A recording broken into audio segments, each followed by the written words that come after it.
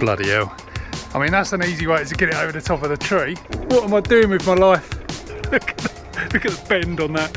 Welcome back to the channel, guys. Today I'm at my old house and I'm going to be trying out something pretty interesting. So what we've got here is the ICOM AH705 tuner for the ICOM 705. Nice little plug for Lamco there. So if you remember my last video where I went e-bike portable, basically this is the tuner that goes with my ICOM 705. So what this allows you to do is use any random length of wire as an antenna for the ICOM 705. You know, my little SDR transceiver, I'll get that out in a minute to show you. So your radio plugs into here, this side. There's a remote control which will automatically, you know, link to this tuner, and you've got the antenna and ground connections on the other end. So it's built really nicely. It feels like an ICOM quality bit of kit. There's a battery compartment here which takes 3 AA batteries, and that's how it powers, and it's supposed to run for quite a long time on those batteries because they're like latching relays. I do love this place, look at that out there. So the setup's going to be, I'm going to have the radio here, the tuner here, and then I'm going to run 20 metres of wire up into that backfield over there on a pole, and yeah, we'll see what happens. So I've got 10 metres of speaker cable from Wilco's, 10 metres because I can rip it in half and make 20 metres. And when you do this, you always end up pulling, what I do, if it's crap quality cable, you always end up pulling half the sheath off the other bit of cable. It's best thing to just do it slowly. Alright, that's done. I'm going to join the 2 bits of wire with one of my trusty friends, the little connector blocks. Right, there we go, that's done. Now in the box, they lead you to believe there's a PL259 sort of screw terminal type thing for a banana plug, but in reality, you get this kind of, yeah, just an average quality PL259 plug. So it looks like I'm going to either have to solder that into there, which is a bit of a ball ache. I could just sort of pressure fit that into there, but there is going to be a bit of tension on this wire, so it's probably just going to come out. That's a bit annoying. So to avoid soldering, what I've done is I've just pushed this wire through, exposed a bit, and then frayed it over the end of the PL259 kind of centre pin, and then just pushed it in there, and it is pretty stable. I'll do a bit of cable, maybe like strain relief or something to stop that coming out, but yeah, that'll be fine. So this is pretty cool. Look, you've basically got like a camera tripod mount on there, and they also give you this, which is like a pole mount, so you can kind of fasten it to a pole, but just a strap through that little hole there, see, and you could get it onto the top of a pole.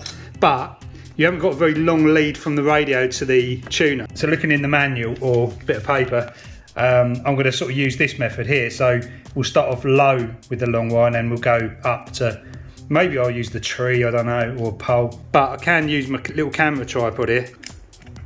Now it does show here that you need a 30 metre wire for the 1.8 megahertz band. I'm not really interested in top band. I really want to try 80 metres up. But yeah, look, longer than 7 metres. It's crazy really that they're only saying it needs to be longer than 7 metres. And I've seen reports online that it will actually tune pretty much anything, this tuner. But we'll see.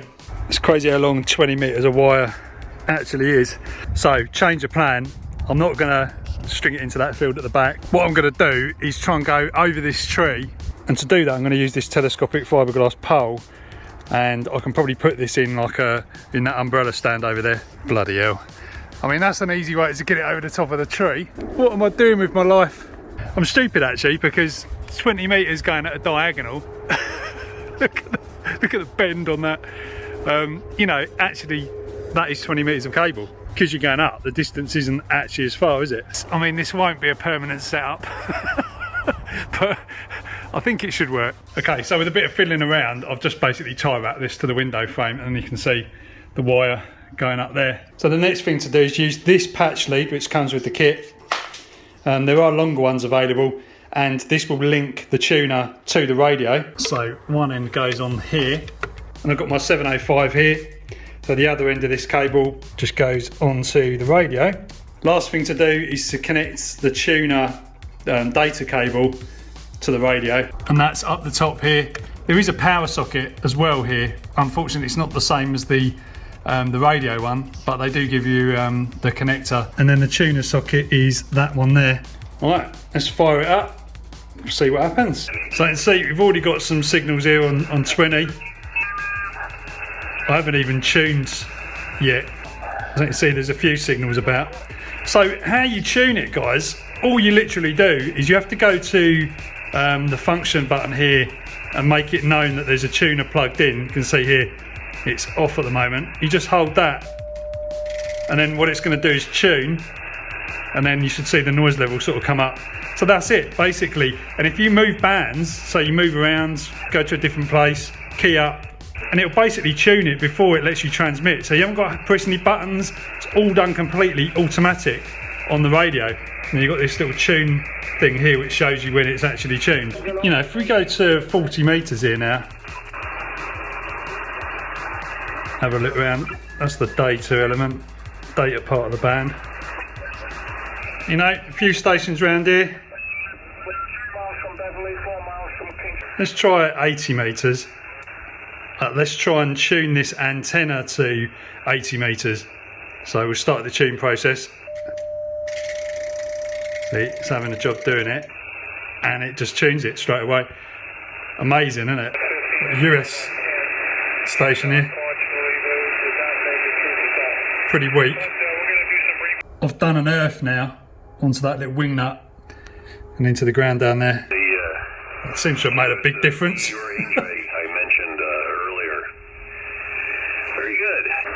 He's very strong. Probably SWR, which I don't get to hear you as always.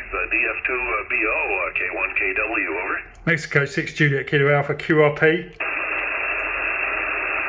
Comment on the audio. I'm just, that's an external processor. It's a broadcast processor. I'm using an Orban 9300. I think I may have mentioned that before.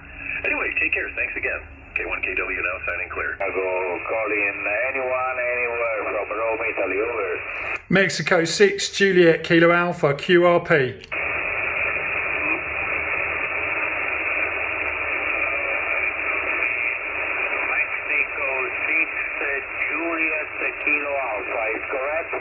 Yeah, Mexico 6 Juliet Kilo Alpha QSL.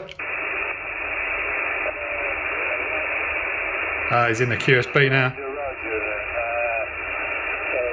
Yes, but I was hearing the six, but I'm not sure. Mexico question mark Juliet Kilo Alpha. Go ahead. Yes, Mexico 6 Juliet Kilo Alpha. The name is Andy Alpha November Delta Yankee. There's some bad QSB at the moment, but nice to meet you there. From Mike 6 Juliet Kilo Alpha QRP. Roger. Okay, Mike 6 Juliet Kilo Alpha Handy QRP station. Thanks a lot for the call. Your signal here in Rome is a 5-3, 5-2, 5-3, sometimes picking 4, but they have a lot of QRM, but no problem, I do copy 5-3, 5-4, my friend Andy. My name is Sandro, my QDH is Rome, very close to the beach of Rome, here in front of the sea, and I'm running about 500 watts in my rotable dipole and my antenna on 25 meters from the ground. Driving transceiver is an ICOM 7300. That's all. Very good job, my friend Dave. Thanks to your QRP station. Very good job, my friend. The mic is back to you again, Mike 6, Juliet Kilo Alpha, India, Wally 0, Alpha Zulu Sugar, over. Yeah, okay, Andrew. I think it was Andrew, the name there. But yeah, that's nice. You're giving me a solid 5.9, but it does kind of drift in and out with the QRM there. A bit of fading today on 20 meters, but yeah, all copied, no problem at all. The setup, this end is an ICOM IC705.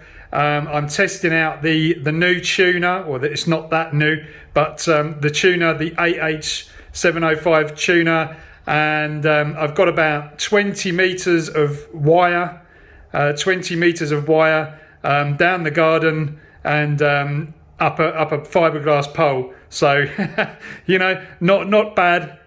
Simple setup, simple portable setup there. And I'm kind of making a YouTube video for this as well. So yeah, okay, Andrew, thanks very much for the contact there. I'll put it back to you, and hopefully you got the gist of it. From Mike 6 Juliet Kilo Alpha QRP, back to you there. Roger, roger. Thank you very much, my friend. Mike 6 Juliet Kilo Alpha India Whiskey 0 Alpha Zulu Sugar returning. Thank you very much. A very good job. Thank you for reporting about your very simple and very good condition. Very good job. Thank you very much, my friend Andy. I hope to meet you soon again on the frequency in the future. And stay safe and good EX and good contacts, my friend. Mike 6 Juliet Kilo Alpha. This is India Washington 0 Alpha Zulu Sierra Sandro, finalizing from Rome, Italy. Thank you very much. Grazie, arrivederci. Ciao. Yeah, ciao, my friend. Ciao. 73s from M6 JKA. Catch you again. So that was pretty good on 10 watts.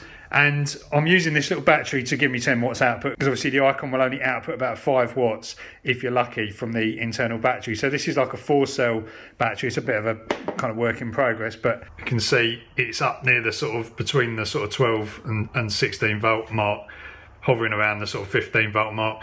With this radio, it needs 13.8 volts to deliver 10 watts. If it's 13 or 12.5, or you know, on a 3-cell LiPo, it won't do 10 watts. So something to bear in mind if you're going to use this radio. This is quite interesting. It's working on the CB frequencies. Just chatted to my mate on here, and he's actually hearing me fine, probably about 6 miles away, which is pretty crazy, because obviously that is not really the optimal CB antenna. So there you go, guys, more fun with portable setups. That tuner really is impressive. I mean, I've been playing around with it quite a lot in different sort of situations, so I had a bit of a chance to sort of figure it out and, you know, learn how it works. But it's really simple. You literally just plug it in, and the radio does the rest. So you know, you can move bands, flick around, whatever antenna you're using on that will just be tuned, you know. And I haven't come across something that it won't tune yet. I've tried tuning CB antennas to like 40 meters, and it does it. Whether it works, you know, whether it's actually going to work is another thing. But yeah, I'm talking like CB mobile antennas to 40 meters. It will just match that, which some of these cheaper tuners won't do, especially that ATU 100. You know, those are limited. So this ICOM tuner's got a massive impedance range. Like it's crazy how they do this stuff. Anyway, guys, seem to be getting quite a few good comments and new subscribers because of the radio videos. So that's all good. Obviously, you know, we've got to cover a lot of different topics on this channel. So, you know, I see some comments where people don't really understand like this hobby and say, oh, you know, why do you want to talk to random people on the airwaves? Which is a good point. I think the thing with ham radio is it's more about the technical aspect, and you're kind of talking to somebody else, you know, to exchange ideas. You know, more recently anyway, it's become that, because we can just take for granted the fact that you can communicate with people on a daily basis because we've got the internet and phones and everything else. So why would you need ham radio? But the people you are talking to are also in the hobby, so they're not necessarily randoms. They're more people that are just into the same thing. I suppose it's a bit like going to a cycling club. You might not necessarily know those people, but you would talk to them about bikes. So that's what we do on the radio. We just talk to other people on the radio about radio. Anyway, and for me, being a really technical person, as a lot of you guys are as well, I just love faffing around with stuff and, you know, trying to make things better, and it's just a bit of a challenge. So anyway, guys, hope you've enjoyed this one. Let me know what you think in the comments below as usual. Subscribe, like, do that stuff, and I'll catch you in the next one.